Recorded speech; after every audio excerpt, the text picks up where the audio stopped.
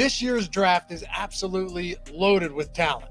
And when you look at some of these wide receivers, I mean, on Underdog Fantasy, for example, where sure, wide receivers are prioritized, you're seeing running backs like Jonathan Taylor, Derrick Henry get pushed to the back end of the second round in some spots, Nick Chubb going in the second round, because there's so much talent scattered about, especially at the wide receiver position.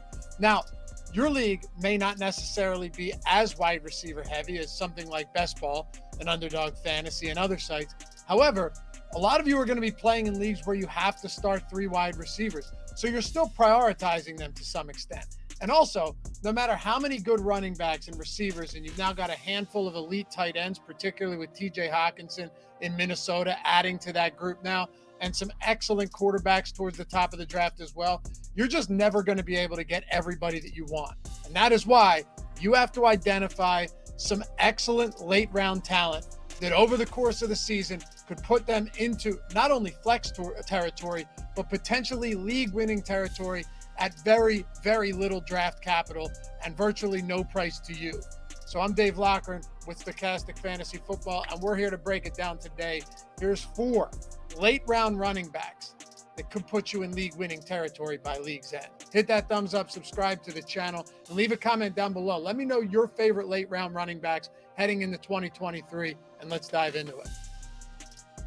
Number 1, James Cook. Now, Cook isn't a traditional late-round pick in the sense of, well, a couple that we're going to get to later in this video. He's going in the late 8th round on Underdog right now, early 9th at some spots. I think in your leagues, you're probably, season-long leagues, there's a good chance that you're going to be able to get him even later than that, because Underdog Fantasy, for those of you unfamiliar with it, and I'll talk about it later in the video, it's, the sharpest people out there drafting. So understand that some of these ADPs could look a little bit different. But this could be, or could he be, one of the biggest steals in the draft? Let's take a look. On one hand, and yeah, it's the reason that he's being drafted outside of the top 30 at his position, Cook does have legitimate competition in the Bills' backfield. There's Damian Harris, Latavius Murray, and obviously that's not great, but it's also why you're spending very little draft capital to get Cook on your team. Consider this for a second. The Bills have the 3rd shortest odds to be the highest scoring team in the NFL this year, and they finished top 3 in scoring in each of the last 3 seasons. They also no longer have Devin Singletary, and we already know that he heavily outsnapped Cook through the first 12 weeks of the season. Cook fumbling on his first ever NFL attempt wasn't exactly ideal for his outlook going forward, but that split became a lot narrower over the final 6 games of the season. He still saw 30+% of snaps in the postseason as well as a rookie. And Singletary ran the 6th most routes among all running backs in the league last year, of which the large majority of those should go to Cook in 2023. Harris and Murray are virtual zeros in the passing game, so it's likely that Cook takes on a huge role as a pass catcher in one of the leagues, and I can't stress this enough, and this is why I like him at this ADP, in one of the league's best offenses. Buffalo, and this is what's been said, they're also looking to limit Josh Allen's rushing attempts this season, which is another just check in the box for Cook. He isn't likely to see the short yardage work, and yeah, he's going to cede a lot of goal line carries to Harris, but in PPR formats, or half-point PPR for that matter, Cook's pass catching role could be gigantic. We're talking about a guy who averaged 8.6 yards per reception and was targeted on over 26% of routes run as a 2nd-round rookie last year. Not to mention he was highly effective on the ground when he got the opportunities. He averaged 5.8 yards per carry on 91 attempts. So if what you're telling me is I can take a late round, early 9th round shot, maybe even later in some of your leagues, on the starting running back for a top 3 offense who is outside of the top 30 at his position, I'm doing it every single time. Next up, Samaje Perine. When Samaje Perine filled in for Joe Mixon in weeks 11 through 13 with the Bengals last year, he was the RB3. Now, we aren't expecting that type of production, week in and week out, or for the season, for that matter, for Perine this year. But the fact that in those weeks, he filled in for Joe Mixon, took over a full-out workhorse role, and finished as the RB2, RB7, and RB9 over that stretch, in my opinion, is extremely revealing. Especially considering Javonte Williams is almost certainly going to be eased slowly back into action after tearing his ACL, LCL, and PCL in week 4 of 2022.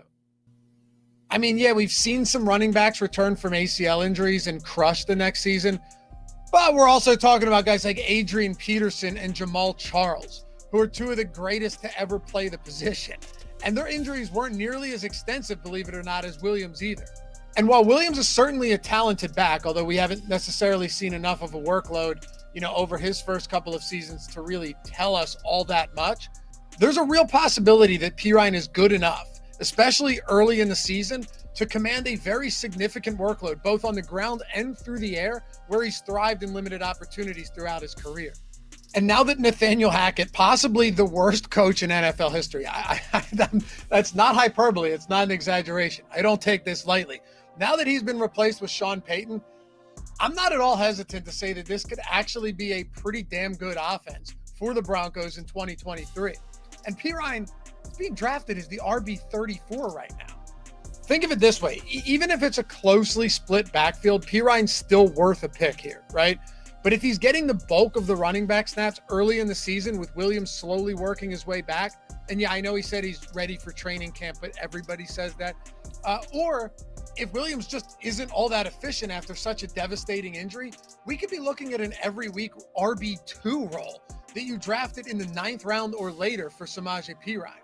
In my opinion, looking at all of the factors playing here and the backfield situation with Javonte Williams, I don't see any reason not to roll the dice on Perine in at least some of your drafts. Number 3, Devon Achane. Oh man, I can see why some of you may not totally be on board with me hyping up Devon Achane as a 5'8" rookie. I get it. And let me say that I'm particularly interested in Achane in best ball formats like underdog fantasy, because you can stack him with Tua Tagovailoa on a passing offense that is really a barren wasteland outside of Jalen Waddle and Tyreek Hill. And those potential blow-up weeks with a guy of his skill set, right? Those type of blow-up weeks could do you a whole lot of good on best ball sites, because you're not setting your roster each week. All you're doing is drafting your team, and then the best players from each week end up in your lineup.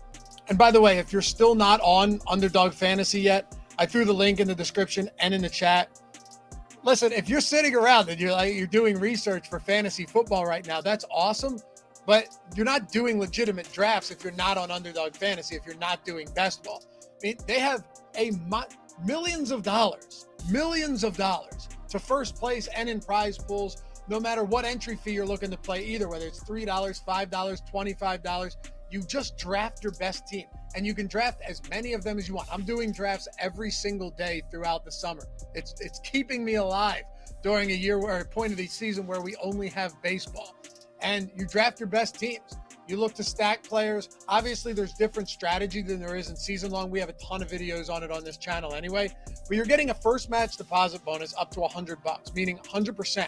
Whatever you put in up to $100, they're matching it. So if you have $100 sitting around and you're like, hey, I'd like to turn this into $200 and draft fantasy football teams in the meantime during the summer, put it on Underdog, turn it into $200. Those 5 drafts or 4 drafts that you had at $25 a piece now go to 8. And you're drafting football in July, in August. Do it. Link in the description and in chat. It's awesome over there, and I swear you're going to love it. But back to Achane.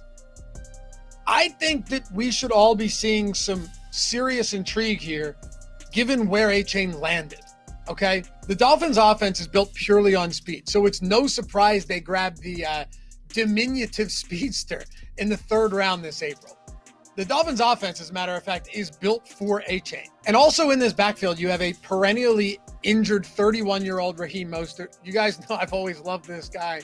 He could stay healthy and have a real role, but it doesn't seem to come to fruition. It hasn't seemed to, and probably never will. And then you also have Jeff Wilson, and they're clearly going to be involved, sure, but both of them have low ceilings, low floors, splitting backfield work, not going to be super involved in the passing game. There's not much to love there, even if you're getting them as well late in the draft. Achane's floor is low, sure, but I'm not worried about that, and neither should you be if you're looking for potential league-winning values, league-winning upside late in the draft. Who would you rather throw a dart at? Achane, a rookie 3rd rounder with insane speed, breakaway speed, is absolutely amazing in space, or Raheem Mostert, who, to be fair, maybe he doesn't anymore, but had some serious speed. And Jeff Wilson, to me, it's Achane all day long. And then look at the pass catching options on this team. Like, as far as receivers and tight ends go, behind Tyreek Hill and Jalen Waddle, you've got Cedric Wilson. If he's even on the team by the time the season starts, you have Robbie Chosen, formerly known as Robbie Anderson. You guys were curious, and Braxton Berrios. And as far as the tight end position goes, there's just nobody worthwhile to speak of in a pass catching role.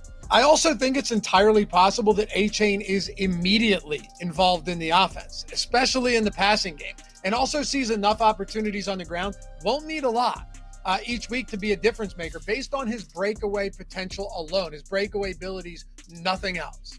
In half-point PPR and obviously PPR formats, you could be getting legitimate, flex level value in Achane every single week, with upside for a whole lot more when he hits pay dirt on some of those breakaway runs and catch and runs that are going to happen, assuming he's involved. And like I said, particularly on underdog in best ball formats, having that blow up potential on few touches and you're getting him in double-digit draft rounds, that's going to be super helpful in some weeks when he does have those big blow up weeks and slots straight into one of your starting spots over there on underdog. And last but not least, Gus Edwards. It's odd to me that so many backup running backs are going ahead of or right around Gus Edwards this year, whether it's an underdog and presumably anywhere else. I mean, after all, we're talking about a guy who has never averaged fewer than 5 yards per attempt through 4 seasons in the NFL, and has also averaged 10 touches per game throughout his career. And of course, for someone like Edwards to really go nuts, you'd need the starting running back, in this case, J.K. Dobbins, just to go away, be it from injury or whatever else may transpire. And it's not like Dobbins hasn't dealt with his fair share of injuries already. But that's the case for all of these super late round running backs, right? Like, they're all being drafted ahead of or in the same range as Gus Edwards, and many of them aren't even guaranteed to be a part of the offense from the jump. More importantly, if the starting running back ahead of them were to go down, most of those guys aren't even guaranteed to be locked into the starter role, like a bell cow starter role, if their starter were to go down and hit the shelf in front of them. We're just assuming. And Edwards is actually a pretty good running back. I think he's proven that over his 4 years in the NFL. And we already know that he's efficient on offense. We also know that the Ravens' offensive line is one of the best in the league. And the offense itself is certainly no slouch either, with the potential to be a whole lot better this year than they even were in the seasons past under Lamar Jackson. And sure, it's unlikely that Edwards is ever going to have a prominent role as a pass catcher, even with Todd Monken running the offense now. But is it possible that he's more involved? I don't know. Maybe. That's not really the point here, though, given how late we're able to draft. What I do know is that he's one of the best season-long handcuffs out there, if you're into that type of thing, and one of my favorite late-round best ball ads who could take over the backfield if Dobbins goes down. No, actually, if Dobbins were to go down or anything were to happen, Gus Edwards, assuming he's healthy, would take over the offense, would take over that backfield. But even if that isn't the case, he's still live to see 10-plus touches on any given week. Can you really say that for most of or any of these other backup running backs going in the same range as Gus Edwards? And last but not least, he's also another year removed from that ACL injury that robbed him of his entire 2021 season. Same with J.K. Dobbins, of course. But he lost 6 weeks last year to that same injury that he wasn't fully recovered from. So if you're giving me super late last round value or close to last round value on a guy like Gus Edwards in this offense with this offensive line, knowing that he already has a role in their backfield, I'm taking it all day long. Appreciate you guys watching. As always, hit that thumbs up, subscribe to the channel, and leave a comment. Let me know what you think of these guys and your favorite late round picks. Of course, hit me up on Twitter at Lofty_D, LOUGHY_D, and we'll catch you back here for the next one. Peace.